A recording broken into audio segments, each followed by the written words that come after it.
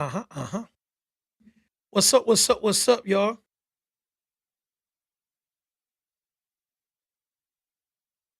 I said, what's up, what's up, what's up, y'all? It's JP to the. Make sure that everything is what it is. That's kind of my thing, y'all. I've been on here where I talk for hours and it was no sound. It was like 2 hours.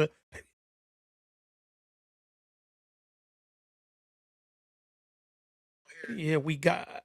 All right, so we good, y'all. I'm gonna stay live on Facebook to make sure I can see the comments because the way the software works, I can't see the comments on Facebook on my regular page. Now, I don't like to sit around too much. I like to get right into it. I know they tell you kind of want to let the algorithm kick in and bring some people to the party. But with me, it's all about making sure that people show up to the party. So if you are a regular person that watch things like this, please like and subscribe to this channel. We are still working on the intro and outro, but we getting it together. Got my guys on top of that. But it's been a pretty good week or so, man. Everything been good. The whole energy from the dog face interview kind of died down a little bit. It was people all over the place. The main thing is that for the people that only watch some of the interview, I know it's 4 hours long, but you can watch it in pieces, watch it as you want to go. But um we did a pretty good interview, man. It's I seen he was on a few other things. I watched some of the different clips that are going around, and I don't know how that's going to turn out, but um he fully believes in what he believes in, and that's a lot more than you can say for some people. As far as I go, shout out to the guys that I know personally.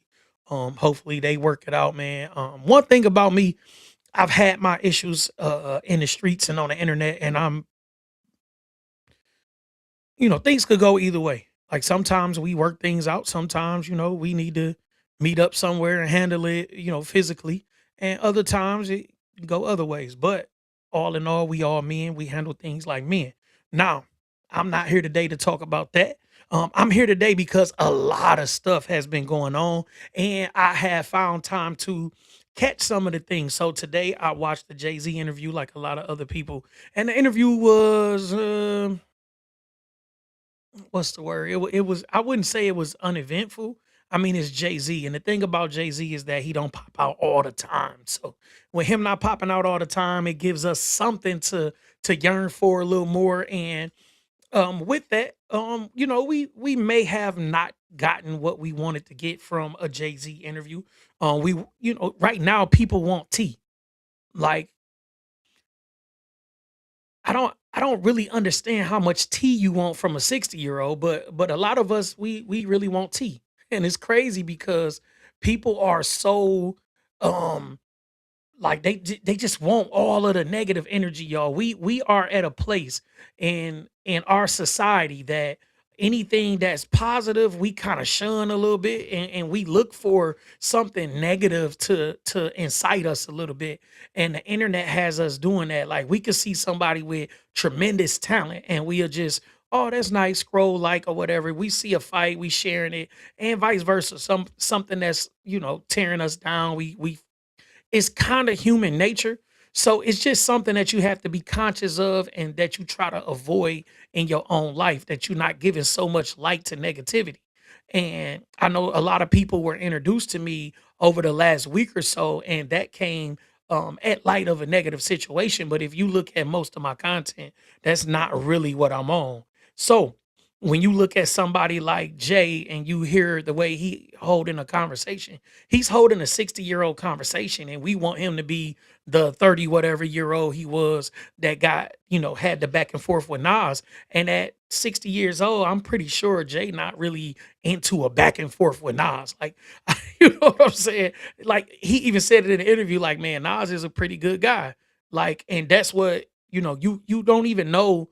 A lot of the times you have problems with people from a distance. Sometimes you see internet problems or internet things that they do, and you never really get to meet the person, and you don't even really know why you have this issue. Now, I am going to expound a little bit on something here because You can have an issue with somebody and not know what the issue is, and you don't even realize you just being a hater. So I was in level 4. I was like maybe 19 or 20 years old, and I end up bumping into a guy. This guy named Sleeves, man. Shout out to Sleeves from Saginaw. I don't know whatever became of Sleeves. I haven't spoken to Sleeves in maybe 20 years now.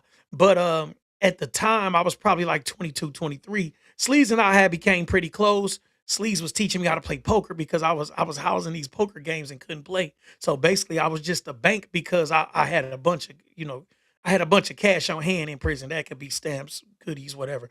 But I had the money on hand, so I was housing the poker games. And Sleeves was my guy. They was like, man, Sleeves, you and KG gotta teach Jackpot how to play poker because he is cutting, but we never had the opportunity to get our money back. And Sleeves and I was tight. KG was my guy. Rest in peace to KG. But KG was my guy and Sleeves was my guy. They was both GD brothers. So I was like little bro to them. So they was like, we get to kicking it, and Sleeves was like, he say, man, Jackpot, you cool as hell. And he did. He said, Jackpot, you cool as hell. I said, nigga, we always been cool. He said, no, I ain't like you in Saginaw. I said, Sleaze, I didn't know you in Saginaw. He's from Saginaw, but I was in Saginaw level 4. And I didn't remember this man from a can of paint. I'm just being 1000% honest. And if Sleaze is alive now, he will tell you that this how the conversation went. And Sleaze said, man, I couldn't stand you in Saginaw. And I'm telling you, I didn't know Sleaze and Saginaw. I met Sleaze when we was upstate at Berriga, and Sleaze and I became cool. Like, but I never seen this man in Saginaw, never had a conversation with this man in Saginaw. I never traded tapes with him. I never bet on games with him. I never cut his hair. I never did nothing with this man in Saginaw. So when he said he couldn't stand me in Saginaw, and it wasn't like Saginaw was like 3, 4, 5 joints ago. I literally came from Saginaw and I only went to JCS for 3 weeks in transit, and then I ended up at Berriga. And I was like, you couldn't stand me in Saginaw. I say, dude, I didn't know you in Saginaw. And Sleaze told me, Sleaze said, yeah, you ain't know me, but I knew you. I said, Sleaze, how you know me in Saginaw, bro? So Sleaze said, almost verbatim, I remember this conversation. Yo, Sleaze said, man, I walked in the child hall one day and I hear people saying, jackpot, jackpot. He said, I'm looking at this couple young guys. He said, but it's like OG's calling you like jackpot, jackpot. He said, and I looked over there and I seen this brown skinned dude. He said, I thought you was like Cuban or something. Cause I had like deep waves back then. He said, man, I thought you were like Cuban or something. He said, and I'm looking. He said, everybody coming to the table just to speak and doing, just showing me love. And this crazy, y'all, but this man told me he watched me from a distance. Mind you, I'm like 19 at this time. This man's probably 30 something years old. He said he watched me. And he said, man, who the fuck is that nigga? Why everybody act like they gotta speak to him? Why there's like, I swear. And it made me realize that people hate you from a distance. People can hate you in your inner circle. People can hate you no matter what, right? But you get to know somebody and you like, dang, this guy's actually a pretty cool guy. And I see why people show him love, right? And that's usually the case with me. One of my guys, he a battle rapper, y'all. He probably don't want me to talk about it, but he a battle rapper, like a very aggressive battle rapper. But this my guy. And before he was my guy, he said the same thing. He said, man, when I first met you, I thought you was an arrogant piece of shit. He was like, but then I got it. He like, I got it. Like, you know what I'm saying? He said, just being around you, I'm like, I got it. Dude, he just him, right? So this probably around the same time. We was all at the same joint, right? Now, when you talk about the way Nas was mentioned in the Jay-Z interview when he was like, man, he's a real good guy. That go to show you sometimes you get, rap is competitive, especially the early 90s. It was very competitive. And with Biggie passing and you know, uh, basically a opening being there for somebody to take that spot, and both of these guys being competitive, it was kind of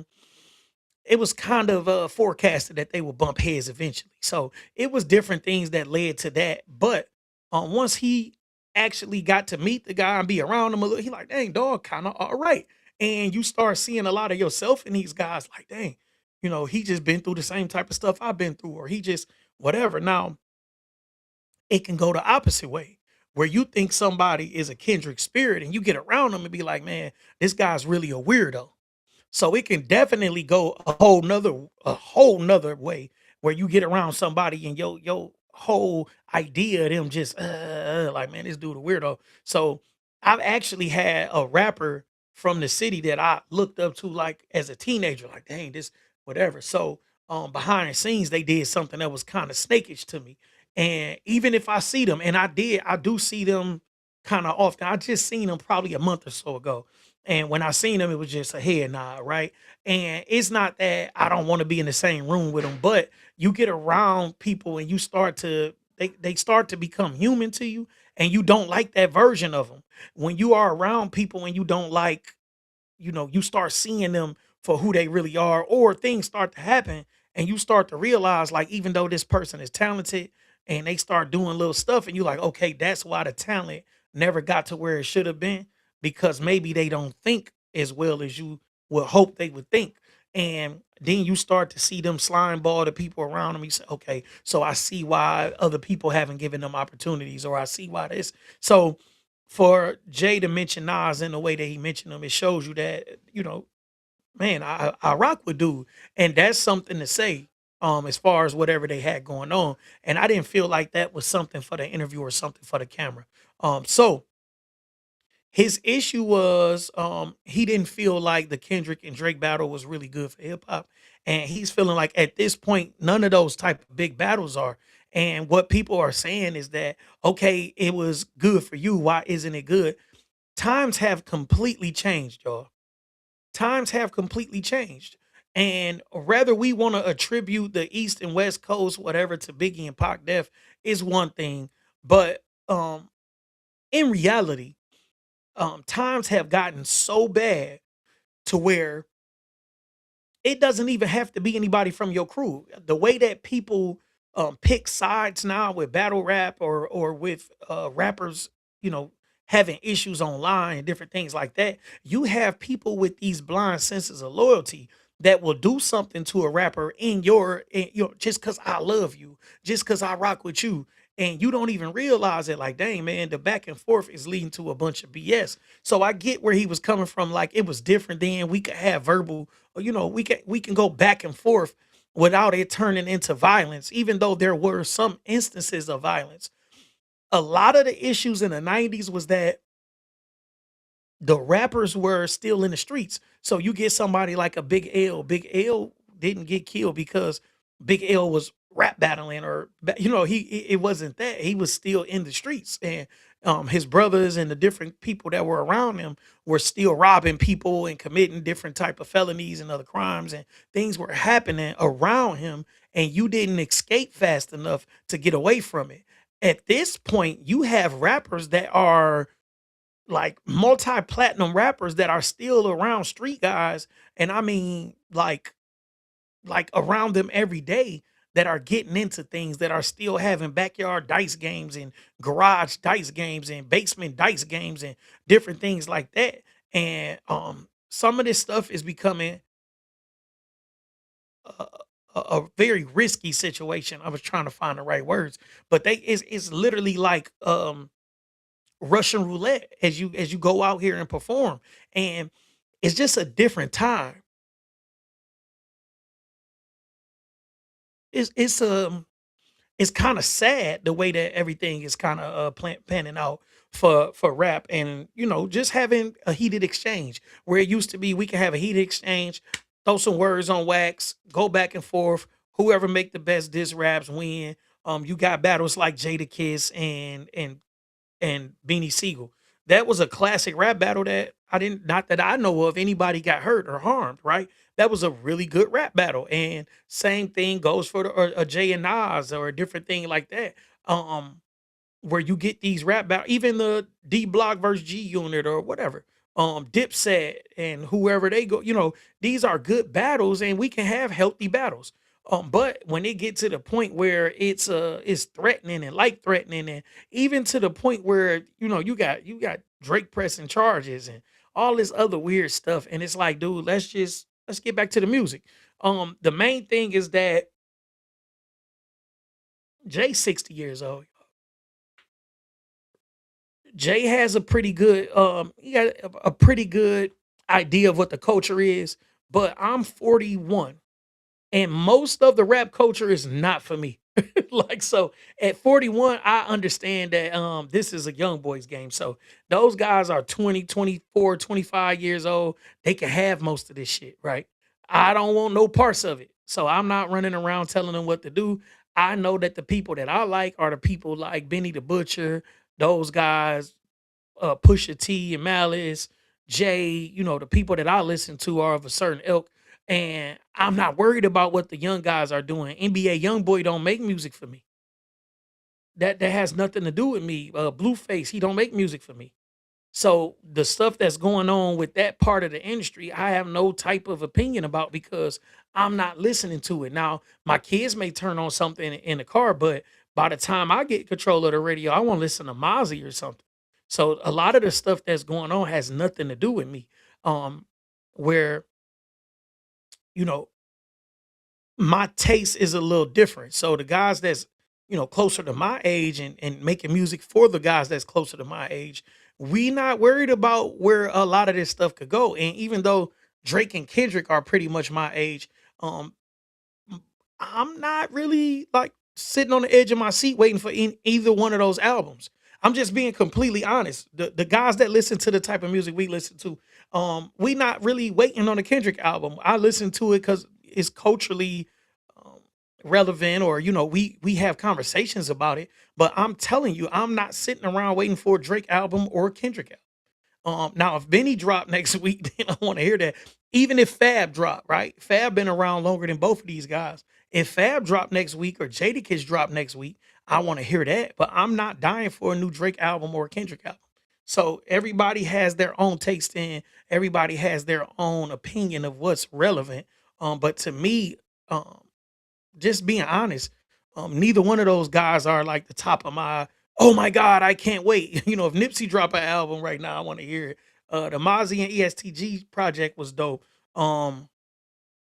Killer Mike, I like Killer Mike. I like guys that really can rap. Currency just did his thing. Man, Gangsta Gibbs, shout out to Gangsta Gibbs. Even with him and Benny, I'm glad they could, get together, squash some of that. Like, um man, it's a couple other guys that's dropping that I'm like, okay, they bringing it. But for the most part, I'm not overly excited about rap as a whole, especially mainstream rap. I find my pockets and I like who I like and I roll with that. I do give other people a shot because you don't never, you never really know what's waiting in the crevices. But if it ain't like, Bodie James, different people like that I know about to give me something I can ride to, listen to, something I could I can really digest. I don't listen to everything. I don't try to keep up with everything. I don't feel like I need to listen to all of the latest artists so I can have conversations with my kids. And I'm not really that concerned with that. If Cinco get in my car, Cinco listen to "Bitch, I'ma kill you," all of that, and he ride that, and I just be looking at him like, yeah, boy, I don't try to keep up with that. Oh, who is this? Well, what happened with them and all of that because it's not my type of music. So um, other things about the Jay interview that I liked, I did like what he talked about as far as Blue, playing the piano by ear, and what he was saying there was very, very dope, right? Um, the reason that I feel like that was dope is that he was saying that she really trained hard to be on stage with her mom and hit those dance moves because it wasn't necessarily her strongest suit, but she plays the piano by ear and she doesn't want to be taught that. She still wants to enjoy playing the piano. And what you can take from that is at the point where you stop enjoying it, it becomes work. And she understands that what she's doing on stage with her mom is work, but she also understands that this is her mom's work and it helps to strengthen the bond between them. And she put in the work because when she first got on that stage, I didn't see it, but they were dogging her. I did see people talking trash about it. And as she continued to perform on this, it's a grand stage, these stadiums, the reactions became better and you could tell that she was actually putting the work in. And that's a lot to say for somebody who could just sit back and accept everything that's being handed to them. But as far as her playing that piano, that was something that I really took in, that's the difference. She went and got, whatever training she needed to be on stage, but she did not want formal training, at least not yet when it came to playing the piano, because she really has a love for this and she loves the naturalness of it, and it being something that she can have to her. It's not like, oh my God, you play at a six. Let us get you the best teachers in the world. Hold on. I don't want the pressure. I just want to be able to enjoy this. And that was dope. That was something that I took in because I have kids that are into all kinds of sports, and Cash is into video games. He's really into music. And I found myself kind of like getting on his head a little bit when he want to do music. Where I'm like, dude, you gotta make sure it's on beat. You gotta make sure this. And I'm like, dang, I really felt that like I'm taking away his enjoyment. And I know I took it away for Cinco, but I don't feel like Cinco has the same passion for it like Cash does. Cinco just want to do it because his daddy do it. Now, that doesn't mean he won't eventually grow into something, but Cash is 8 right now, and he's been writing rap since he was like 6, and they are actually pretty good. I'm not just saying it because he's my son. He actually put something, decent together. Like he take his time to put some thought. I put a clip of him up before, and he wrote like 12 bars, and his phone was dying. And he said, Dad, my phone is only on 5%. We got to get this. He said, and I got to knock this out. And I recorded him, and he jumped up there and knocked it out in one take. I mean, he was on beat, everything. It was the first take, and you could tell that that's a naturalness. I know naturalness when I see it. So I have a friend that I grew up with named Chill Strong, and when I was about 13, Chill used to call all the time. He want to rap and like, fake battle rap with me and stuff. And they used to be like, man, this nigga sweet. So one day I come back from church or something with my brother, my little brother and my big brother, and it was a message on my machine. And it was like, man, my dad's looking for teenage rappers. I told him about your brother, and your brother need to call my dad. My dad's number is this and that and that and that and that. So Chill's father is Barrett Strong. And rest in peace to Barrett. He just passed like 2 years ago. But Barrett Strong is a Motown legendary songwriter for the Temptations. He was Norman Whitfield's writing partner. If you're not familiar with him, you can check him. He's actually singing on "Money." That's what I want. He one of the first big Motown hits. That's him singing, but his songwriting credits include "Just My Imagination," "Cloud Nine," "My Girl," like, man, so many of them. Papa Was a Rolling Stone. He penned a lot of those songs, and, I knew that, but I hadn't had a real conversation with Barrett, and when Chill called, he, man, called my father, and that's how I got my first record deal. So I went in there, I did all the work. That's how my name became Jackpot, so I was like 13 or 14, and first I was, ACH the Jackpot, and those are just my initials and the Jackpot, and to be honest, I was just watching Wheel of Fortune. I like that type of stuff. So I used to watch game shows like that. And I was watching Wheel of Fortune, and it was like Jackpot. It was like one of the things. And I was already going by ACH or Mr. ACH. And I was like, that'd be dope to put at the end. And eventually, which it wasn't even that long down the line, Mr. Strong was like, oh, last year you was Alvin, this year you Jackpot. And he was hyped, but he was like, this year you Jackpot. And I'm like, dang, I could just use Jackpot. So that's how I stuck with Jackpot. So it literally just stuck. So when he said, you just Jackpot, I'm like, yeah, I could just use Jackpot. So I dropped the ACH, thank God. And I rolled with Jackpot. And people just started calling me Jackpot. And Chael eventually started hanging around the studio a lot more because we the same age, and my brother would be there with me, so we all be at the studio. And one day I needed a feature, so I wrote Chael and my brother a verse, and a verse may have been 8 bars apiece. Chael got in there, and when I say he got in there and knocked out the verse, a take or two. It was like natural. Boom, he knocked out. Boom. And I was like, okay, he, you know what I'm saying? He might could do this. My brother got in there. We was on take like 74. And B Lord tapped into a couple of these. So B Lord was my engineer and my co-producer then. And B Lord was like, man, maybe he just need to take the verse back and practice it and come back tomorrow. And it was like we was like take 72 for like 8 bars. So you could tell the difference, right? My brother ended up getting a little better at it, but Chill was a natural. And pretty soon Chill came back and like, look, bro, I wrote a verse.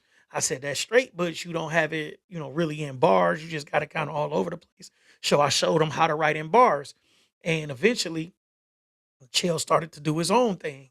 And I looked up, Chill was recording his own music. Like, so and now Chill has his own music. He get a lot of placements. He do his thing. But I could tell from that one session that he could do it. Like I was like, oh, he got this. Like you could tell. Some people are natural. Some people have to work a little harder at it. Either way it go, just knowing the difference is big. So that was something that stood out to me. It the rest of the interview wasn't as eventful as I thought it would be, but it's still a Jay Z interview. So shout out to that. Now there are other things I wanted to talk about. Let's talk. So there was an interview with Ray Daniels and Boomman, where they had like a face to face discussion after throwing a couple shots back and forth. This was about a week or so ago. They released this interview. Now, this particular interview was very important for the culture, and I'm gonna tell you guys why. A lot of people don't understand what Boom Man does. So Boom Man is Authentic Empire CEO. Boom Man is one of the people found one of the people credited with finding uh what's his name? Dang, it's slipping my mind, but they going back and forth too. Girl, you know you got it, got me in the trance. Y'all know what I'm talking about. So, Roscoe Dash, there we go. So, Boom Man is credited with finding Roscoe Dash, and he signed him to what's supposed to be like a production deal or whatever. So today or yesterday, Boom Man finally admitted he didn't know what he signed him to. He didn't know what kind of rights he had or none of that. But he's been arguing for the past 16 years about this. Now, what Authentic Empire does is they have people come along. They actually offer distribution, marketing, and music, basically promotions. Promotions and marketing is different. So they offer like music promotions. They help you get bigger artists on your records, different things like that. But it has been widely considered a scam.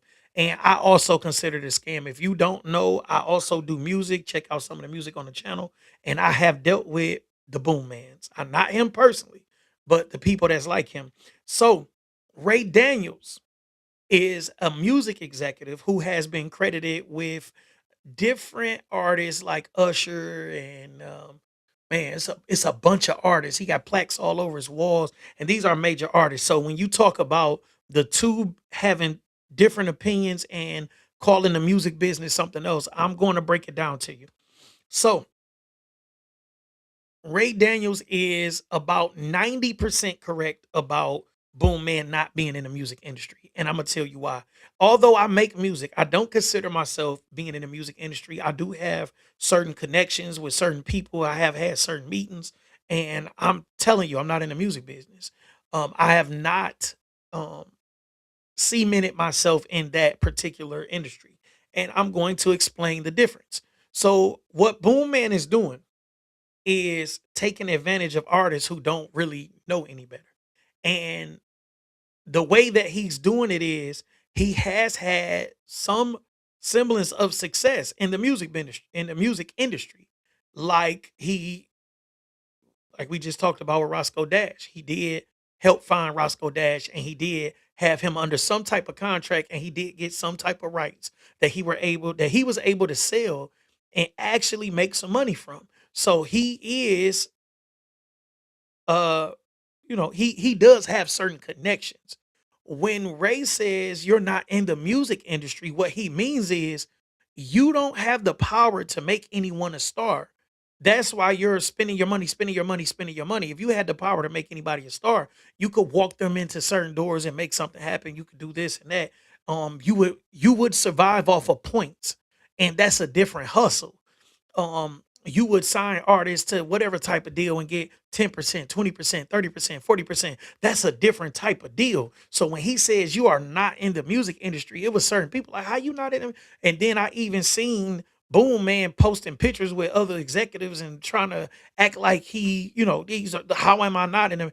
That's the whole scam. The scam of it is look at me. I know this person. Look at me. I know this person. Now pay me $5,000 for a meeting and let's talk about how I can further your career. Then you pay $5,000 for the meeting, you end up meeting one of his assistants or somebody even further down the totem pole, and then you're upset. Now you're calling him a scammer. So that's how you eat. That's the difference. Ray Daniels had a very valid point. Anybody that don't see the difference is crazy, and you don't have to waste your time trying to explain it to him.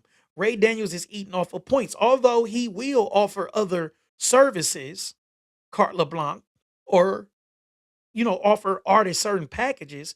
I seen that he was even offering some type of schooling, which is basically a group coaching thing for like I think it was 3 to 6 months or something. He had different tiers. That's another type of hustle. And that's probably why he's doing an interview at this time. So this is why I say he's like 90 to 95% right, because it's a little bit of hate in that too, right? And I like Ray Daniels, but it's a little bit of hate in that because now you want to do something similar to what he's doing, but you're going to mask it in, I'm doing this for the artist. No, if you had the same attitude that you had towards him, towards your ideas, then you wouldn't be opening up a school for artists or a coaching program. That's what it is. So a lot of these guys have opinions and they have ideas that they want to build on, but they watching somebody like a Boom Man who has less credibility actually use whatever it is that he does have to make money. It makes you feel a certain way. How is he making millions of dollars off of these artists and I'm not able to capitalize off of the not just the experience but the success I've had in the music industry? Because you could be in the music industry for 20 years, like really in it, and you haven't found anybody to really make money off of. So you could be whoever you want to be. But Ray has actually made money off the music business and he's continuing to make money. He's living pretty good, but he's watching somebody like a Boom Man who has not created what he feels like he's created, who does not have that residual income of these points coming in every single quarter. And he feel like, well, if he's doing this and he's only done this, then why am I not capitalizing off of that? You're still a little bit of hate. That's one thing about us. A lot of times we dress things up like they're coming from a good place, but a lot of times it's a hateful place. And it don't mean you wrong. It's just coming from the wrong place. Now, the reason that I'm going to give Ray a pass because he's not wrong. What Boom Man is doing is close to scamming as it's gonna get. Right? Boom Man can cover it up, sauce it up, saute it up, season it up however he want to. But he has to understand that this is scamming. And I'm gonna tell you why. So before I went to the Fed, so in like 16 or 17, maybe the beginning of 17, I did a statewide party at one of the theaters in Grand Rapids. And this statewide showcase, my bad, it was a statewide showcase. So I did a statewide showcase in the beginning, I think 2017 in Grand Rapids. And I actually handpicked the talent for this showcase. So I actually listened to these artists, I watched videos, performance footage, all types of things. And although I had the artists pay to perform, I gave them tickets to make their money back. And this was the best show I ever had in my life. Not just monetarily, but as far as the level of talent that was at the show. Anybody who was there that night complimented me on how dope this show was. And shout out to my guy B Jones. That was my co-promoter. But we put together a very great show, not a good show. This was a great show of up and coming talent.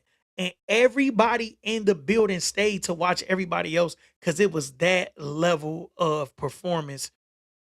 So my point is, if you just take anybody money online and you say, give me $5,000, I'll sit down with you and we'll work out a plan. And then they pay you, sit down with you, and you take the 5,000 and tell them, you're doing pretty good, man. Just get your numbers up. You're scamming them because you could have did that online. You could have looked and said, okay, you don't have enough going on. Just get your numbers up and come back to me. But you are selling these people a dream. You're charging them $5,000 to tell them something that you could have just commented. And You could have did that in a listening session. Look, man, I'm gonna look you up. Boom, boom. You could tell artists, listen, this is what I'm gonna do. Send me some links to your music. Send me a biography and send me your social media accounts. I'm going to do a audit on you and tell you what you need to do, and I'm gonna charge you X, Y, and Z. That's not what Boom Man is doing. Boom Man is selling these guys a dream, and that's why it's scamming. It's no other way for you to sauce that up. Once again, the only issue I have with Ray doing that, and Ray is definitely who he said he is. So we're not gonna take nothing away from Ray. But at this point, Ray see that the industry is that's why Ray's making content. Now Ray want to start signing these artists up for these boot camps and different things. So you still going to start doing some of the stuff that he does. So basically, we dealing with a case of Animal Farm, and I get to that after the next story. So the next story is Ryan Wilson, y'all. If you're not familiar with Ryan Wilson, this is an Atlantean, and he is talking about these internet gurus, y'all. And the internet gurus, you got these guys like you got Smitty the Goat now. He's doing this thing, him 500, Tony the Closer, a bunch of other people. And Tony the Closer is taking the route of exposing a lot of this stuff. But uh what Ryan Wilson talked about on social proof, um, the internet guru thing. So what people, I don't want to offend anybody, but I want to make sure I'm saying it the way I mean it. What people don't really understand about the whole internet guru thing is that the internet gurus don't have a lot of the credentials, right? Where Ryan Wilson has a lot of these credentials. He's actually college educated. He's a lawyer. Well, he has a law degree. I won't call him a lawyer. I'm not 100% sure about him being a lawyer, but he does have a law degree.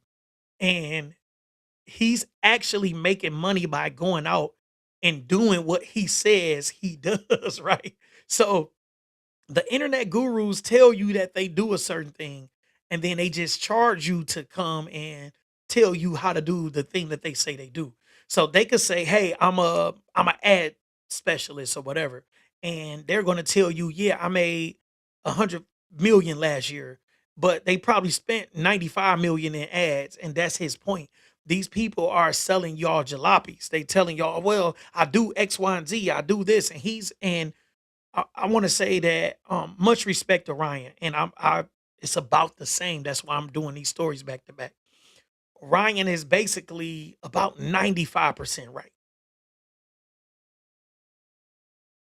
And that's really good when you think about it because nothing is 100% correct. Now, being 95% correct is about as close as you can ask for, especially for something on the internet. So, what Ryan is accusing these guys of is all smoke and mirrors. They're just selling you a lifestyle. Look at me. Look what I do. Look what I drive. Look what I could do in 30 days and I could change your life. And Ryan is 100% correct about this. That is tearing down our community, and it's discouraging entrepreneurs who really want to be great because you have people that have great ideas, that have the drive to do it, that have everything that they need, and they watch something like that and they say, hey, you made $30,000 your second month doing something. I've been doing this over here for 2 years and I haven't made $10,000 in a month. Oh, let me get over there and get a piece of this. They don't know you done souped up the numbers. You done did all this BS. So they didn't put down a business that they could have actually been profitable at to come over here and deal with you for you to scam them out of the money that they've been hustling 2, 3, 4, 5, 6 years for. And then you looking at it like you haven't done anything wrong. The lifestyle marketing thing is starting to die down a lot because everybody is being exposed. But this is what I mean by Animal Farm. If you are not familiar with the book Animal Farm by George Orwell's, I believe it is. So go check out the Animal Farm book or at least watch some type of breakdown on YouTube. However you consume content is fine with me, but I'm telling you, this book explains a lot about life, and I bring this up rather often, but I'm gonna break it down for you. So in the book Animal Farm, you have the animals on a farm, obviously, and they want to take over the farm because the owners of the farm and the people that's keeping up the farm are doing so much damage to the animals or whatever. They're using the animals. So the animals overthrow the people on the farm, right? They get them off the farm, boom, boom, boom, boom, run them off the farm. And they say, hey, we're going to leave the pigs in charge because the pigs are pretty smart. So they put the pigs in charge. Boom. They make this long list. It was, I believe it was 10 things that the pigs couldn't do, right? And it was like you couldn't wear clothes, you couldn't eat at the dining room table, you couldn't sleep in the bed, you couldn't walk on, 2 feet. You couldn't smoke cigars, you couldn't drink. Like, it was like a decent list. And this list was not unreasonable. This list was basically what humans did. Like, you wouldn't expect a pig to walk on his hind legs. Right? It's not something that you would see. You wouldn't expect for a pig to put on clothes. You wouldn't expect for a pig to smoke a cigar. You wouldn't expect for a pig to eat at a dining room table. So they come up with these rules and they say, this is the rules. They put these rules up. The rules are posted. And they said, this is what we're not going to do because we are not going to run this farm like it was being ran by the humans. And throughout the book, the pigs just start taking on human characteristics.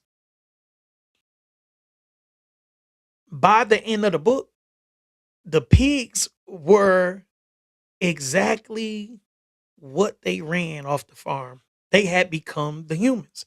And so that goes to show you that you watch some of these people that are, oh, guru haters, boom, F the gurus, whatever, boom, boom, boom. And they start to get the loudest voice and then they start taking advantage of people too. I'm not putting that on Ryan Wilson. I've seen none of that. He's actually running like a few really good businesses over there. So I'm not putting that on him, but I'm trying to say that about the gurus, that some of those gurus look down on some of the other people when they were in a certain position. Like, why would you take advantage of that? I'll never do that. And then they started to get the influence and was like, so I can make $10,000 just by sharing this link. Who cares if it's predatory lending, or who cares if they end up in a bad deal or a bad situation? And they feel like, well, if I share this link and 100 people apply and only 20 people are accepted, I'm doing good. They don't worry about you ending up with all these, bad inquiries on your credit or anything else. So it's no real pre-qualification in the process. It's just go apply, go apply, go apply. And you look up and you didn't apply. Now you got ding, ding, ding, ding, ding on your credit report. So it's different things like that. Then they also getting guys bad business loans. So I work with two funders. So I have, my mentor is a funder, and I work with a lady named Ashley. Shout out to Ashley and shout out to Asim. And I work with two different funding companies, and those are the only funding companies that I work with. Now, I shoot, I just sent somebody late last week, right? This was somebody that looked like they had a pretty good profile. The numbers looked like it made sense, and Asim shot me back a report, and it was like, look, he didn't have this for this long. The credit is decent, but the history is not long enough. Blah blah blah blah, and we didn't even have to do a hard credit pull. That's the difference. We're not trying to push you through a system, get you bad loans. Same thing with Ashley. I sent her a guy maybe 2 months ago, a month or so ago, and she was like, "Listen, Jackpot, he just don't fit the profile. Like, it's just I can get him something, but it's so bad that I wouldn't even send it his way." And that those are the type of people that you want to be around. You don't want to be around someone who gonna say, well, I can go get him this loan. This 80,000. Shoot, that sound like 15, 20,000 for us. Let's, like, nah, you don't want to be around that. And that's the problem. When you get around people, Asim has been in this business for 15, 16 years. And in that amount of time, you'll get a bad review here and there, and he does have a bad review here and there. But you got people that'll make bad reviews because you did what you said you was gonna do, and they had to pay you.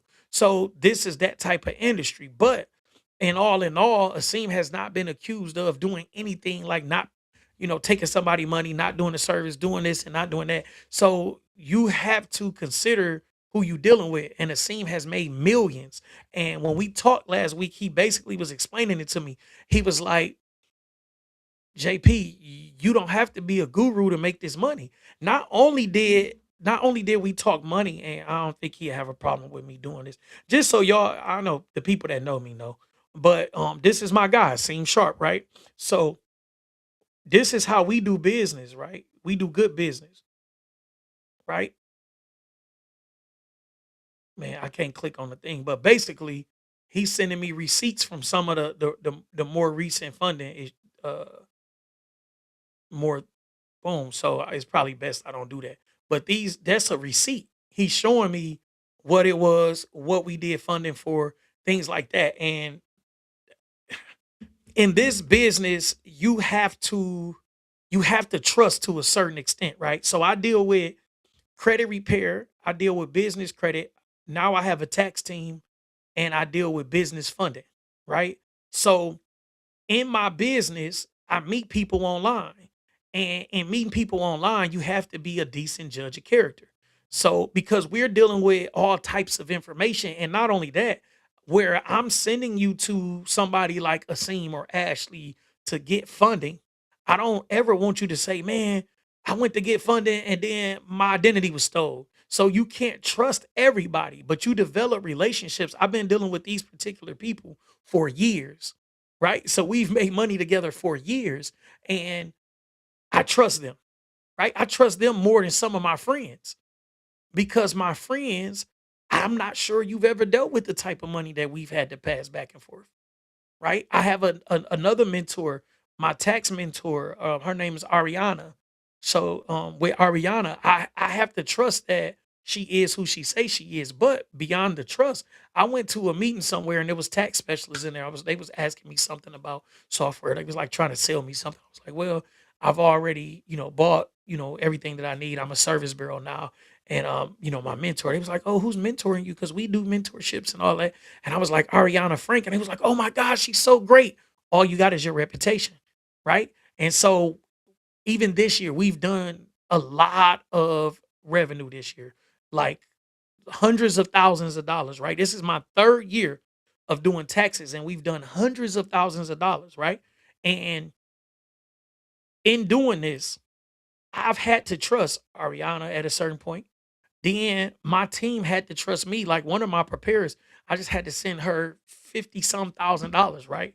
So this is the type of business that you like when you get in here and you start dealing with people to a certain level, um, it's a certain thing that you have to do to to be who you say you are, right?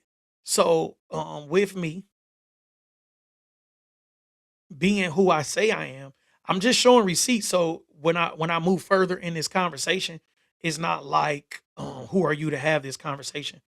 Um, but you have to, right? I'm not going to show the whole thing, right? But that's a $55,000 transfer, right? We are dealing with hundreds of thousands of dollars, right? This is a transfer I made just so you see what it is, right? This is a transfer I made on what date was this? February 28th, right? February 28th. Like we dealing with real money. So some of these people are people that I haven't met in person. So they can't do anything but trust me. So you have to trust me to send you $55,000. Right? I'm not, it's just the way that business is, right? We doing good business. And I'm not one of the guys on the internet saying, look at me, I'm doing X, Y, and Z, right? I do that like in my ads, I just say, if I've made $100,000 or better the last few years. This is how I do it. Boom, boom, boom, boom, boom. And I'm not gonna oversell you on this is why you should come do what I'm doing. I don't want you to do what I'm doing. I want you to do what you're doing better, right? I just want to show you how to use systems and processes. My tax team is a prime example of systems and processes. This is only my third year. I haven't even done taxes for 3, 4 years. The first year, the lady who taught me ganked me out of 7,500 basically. The second year, I came in, I started to build my team up last year. And then this year, I have a full service bureau. Everything is running efficiently, and we get to the money. We get to the it's not even the end of the season. We still have a few months left of the season, and we've already made like bands. My take, I've already did close to in just taxes. I've done close to six figures in just taxes. Just taxes. Right? I still have the rest of the year to make money. I don't have to sit online and say, "Hey, come pay me, come pay me, come pay me, come pay me to teach you." Right? If you look on my social media, you'll see I'm barely on there because I'm actually doing what I'm telling you I can do. I'm making money. Right. I'm actually making money. So most of the people who are making the money are not the people online telling you, "Hey, come over here, come do what I'm doing. I'm making money." Like we're actually somewhere making money. So if you watching social media and you watching somebody say, "This is my new private jet. Don't you want to ride in a private jet? Join my new mentorship, $40,000." You probably a fool, bro. And it's not to say that nobody could take anything, man, because a broke clock right twice a day. So it's not to say you won't learn anything from anybody, but with a lot of the stuff, man, content is just as good on YouTube as you're gonna get from a course at this point. Because most of this information is being regurgitated. This is not 2019 or 2020 where courses is going crazy because of COVID and all this information is being sold at a high level. At this point, what you would pay for is right there. You don't need courses and you don't need all of the BS. What you really need is accountability. You need some real coaching, somebody to show you exactly what you need to do and hold you accountable to do it. Right? You need a coach or a consultant, depending on where you are in your business and depending on the type of assistance you actually need. A consultant can lay out things for you and send you on your way. Now you have the right systems and processes. A coach is somebody that's there and saying, come on, you got this. Get back up. Now what you need to do is do, right? So I do like a hybrid of both coaching and consulting. So one day I may say is this, or next day is this, but even when I'm consulting, I end up having to coach because I'm dealing with people who have a certain aesthetic, like a certain thing that they have, and they may be great at what they do, right? But they have other things that's holding them back. And I understand that because I've been great at a lot of things, but I've had things that's holding me back. So when Ryan Wilson talks about this stuff, he has a great point because these gurus are spending way too much time on the internet. Everything is about making another dollar. Now they trying to get together because the trust factor has dipped so low because of what they've done over the past 3, 4, 5 years with just selling these watered down, regurgitated courses.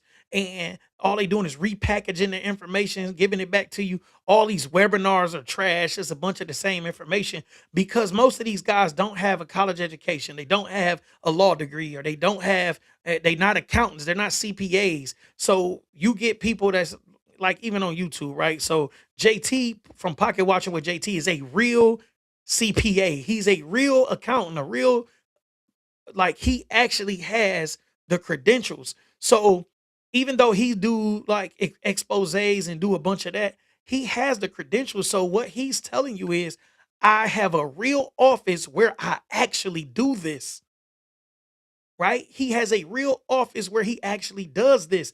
I am in my home office now, right? I'm in my home office right now, but I have a real office where I do this. I can't sit online all day and come up with new webinars every day to try to sell you something.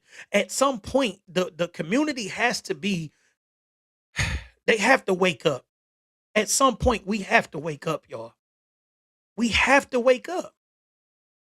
Even with what I've seen with the trucking guru. So I had a whole like apology video. I think I took it down by now because one of the people that she was dealing with actually reached out to me and he actually sent me proof of a lot of the BS.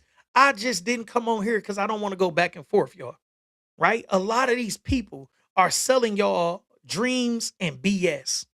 And we have to be smart enough to know better. It's way too late in the game for us to still be making the same mistakes we did 4, 5, 6, 7 years ago, y'all.